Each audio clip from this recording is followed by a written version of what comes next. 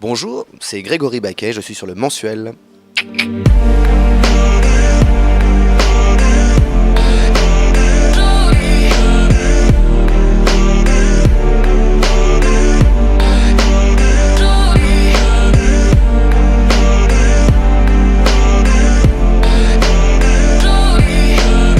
On a connu Shakespeare grâce aux premières traductions, qui étaient des traductions hyper romantiques du 19e. François-Victor Hugo, Alexandre Dumas ont été les premiers traducteurs, où ils ont enlevé toutes les grossièretés, toutes les choses qu'avait mis Shakespeare, pour en faire quelque chose de très romantique, de l'époque. Et pratiquement tout Shakespeare est comme ça. Après, il y a eu d'autres traducteurs qui sont venus. Yves Bonnefoy, enfin, il y a eu plein, des gens qui ont mis des choses un peu plus... mais qui quand même apportaient leur patte de poète. Xavier Lemaire, avec Camilla Barnes, sont repartis de l'anglais et ils ont fait un mot à mot. Et pour s'apercevoir qu'il y avait énormément de gros mots, par exemple, et de jeux de mots à double sens, qui sont très difficiles à traduire. Donc en fait, on s'est rapproché de tout ça. Donc ce qui fait que ça fait... En fait, Hamlet n'est pas un prince romantique comme on l'a toujours joué. C'est plutôt un prince qui est... C'est un jeune homme qui est totalement révolté, qui est un gars qui est très pur et qui ne supporte pas la fange qu'il voit autour de lui et qui va tout faire pour changer ça, mais qui est un révolté. Donc c'est plutôt un nanar en fait. D'ailleurs, on a beaucoup d'anglo-saxons qui sont venus nous voir, que ce soit à Paris ou en tournée, et à chaque fois ils nous disent « c'est génial de vous voir comme ça parce qu'on sent Shakespeare ». Ce qu'on ne sent pas forcément quand on fait du Shakespeare. Voilà. Mais c'est pas mal, hein. Mais nous, on s'est vachement rapproché d'un truc très basique. Donc c'est un drame où il y a des moments très drôles. Et surtout, le personnage d'Hamlet, c'est un personnage absolument incroyable. C'est le Graal d'un comédien. Je suis tellement fier et heureux d'avoir à jouer ça et de le défendre. Là, ça va faire presque 80, on a compté là 82 fois, je crois qu'on le joue. Je le découvre encore chaque jour. Mon prince, je suis venu voir les funérailles de votre père. Ne moque pas de moi, mon camarade. Je crois plutôt que c'est qu'elle est de ma mère. Oublie sa couleur. Et pense à moi comme un père. Il me fait signe encore. Je vais laisser d'ici, vous attirez vers les flots, mon prince, au sommet de la falaise. Écoute, Hamlet, écoute.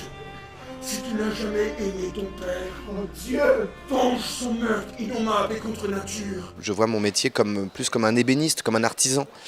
On me donne une matière brute au démarrage du projet, ce qui est le texte. Et puis de cette matière brute, je vais la travailler, la peaufiner avec un metteur en scène qui sera comme un architecte et avec lequel on va travailler. Et puis une fois qu'on a donné l'ébauche de tout ça, c'est moi sur scène après avec les comédiens. Donc chaque soir, je vais aller tailler dans mon rôle, peaufiner des choses. Ce qui fait qu'au théâtre, on n'a jamais deux fois la même représentation. Même si ça a l'air d'être très proche, il y a toujours des choses très différentes.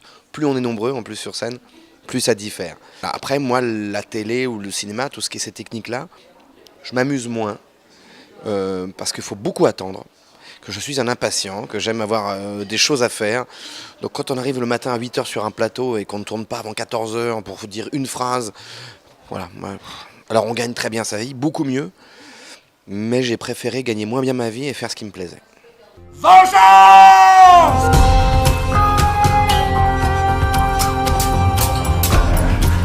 Il y a danger pour nous de laisser le champ libre à sa démence. Fais-tu? Tu ne veux pas m'assassiner? Au secours! Quand on a commencé les répétitions, en 1 mois et demi, j'ai perdu 6 kilos.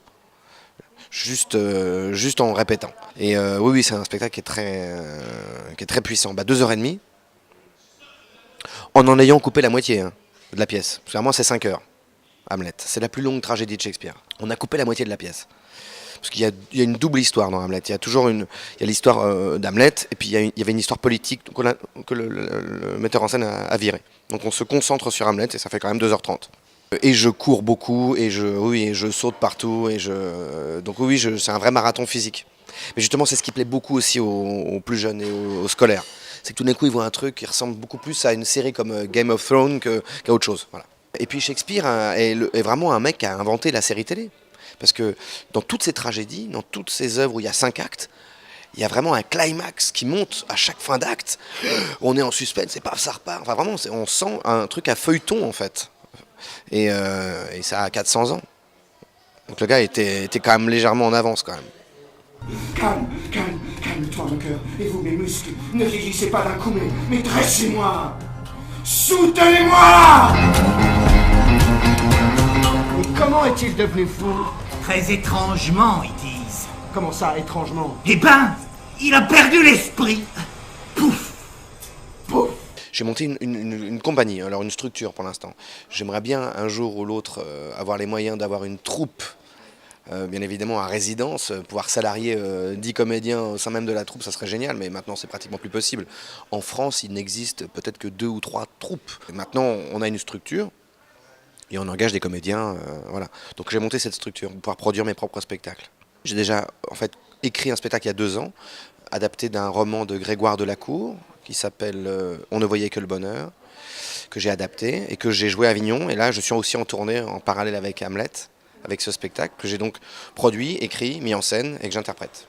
J'ai porté une robe moulante, nos regards se sont croisés. J'avais vécu pour ce regard-là.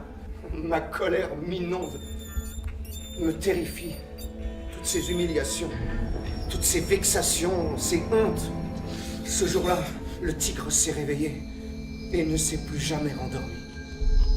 Je pense qu'un être humain gagnerait à rester un enfant. Je vais citer mon maître absolu, qui est Coluche.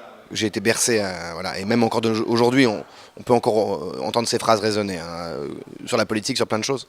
Et il disait, on perd un truc à un moment donné, dans notre enfance, on grandit et on perd un truc pour devenir un vieux con, quoi, tout d'un coup. Et à quel moment ça se situe, je ne sais pas. Je pense. Alors après, tu as des adultes qui restent des enfants longtemps, comme moi. Je vais rester un enfant le plus longtemps possible. Mon papa, qui était aussi comédien, musicien, est resté un enfant jusqu'à sa mort, jusqu'à ses 94 ans, jusqu'à ce qu'il décède. C'était encore un grand enfant de 94 ans. Je pense qu'on ne perd pas l'enfance qui est en nous quand on continue à être curieux des choses. Je pense que la curiosité, c'est quelque chose d'essentiel. Quand on commence à ne plus être curieux de ce qui nous arrive, c'est fini. Quand je me suis réveillée à l'hôpital, j'avais la tête en feu. Quelqu'un m'a demandé ce qui s'était passé. Mais moi, j'en savais rien, je dormais, c'est tout. On m'a poussé jusqu'à la voiture. Gyrophare, pas de sirène. Un homme tire sur sa fille de 11 ans, pas de quoi réveiller le quartier. Le problème, c'est qu'on associe l'artistique maintenant uniquement au divertissement. Hier, je suis tombé sur une émission où il y avait Juliette Binoche qui était invitée. Et elle disait qu'elle n'aimait pas faire du divertissement. Parce que divertir, pour elle, alors je ne suis pas tout à fait d'accord avec tout ça, mais le point de vue est intéressant. Elle disait que quand on est diverti, c'est qu'on se sort de nous-mêmes. Pour être une espèce de carapace vide, où on se laisse transpercer par le rire, par tout. Et c'est vrai, je trouve que on doit pouvoir intéresser les gens et les éduquer et leur donner plein de choses, et que ce soit pas chiant, c'est sûr. Donner l'impression de divertir, mais en remplissant les gens de plein de choses. Voilà. Depuis quand de se vider la tête est une chose intéressante? On passe nos journées au bureau à avoir la tête vide. Si c'est bien le soir qu'il faut la remplir, et pas la vider encore plus. Voilà. Mais le problème, c'est que le pouvoir de nos hommes politiques, eux-mêmes sous le pouvoir des industriels, et des chaînes, voilà, nous ont ramené ça. On se bat. Je me bats pour le théâtre, parce que c'est encore au théâtre qu'on rencontre des gens un peu cultivés, et qui essayent d'élever, et un public qui veut être élevé. Donc c'est très agréable, parce que tout d'un coup, on est avec des gens en demande de ça, et je m'aperçois, c'est pour ça que je suis tout à fait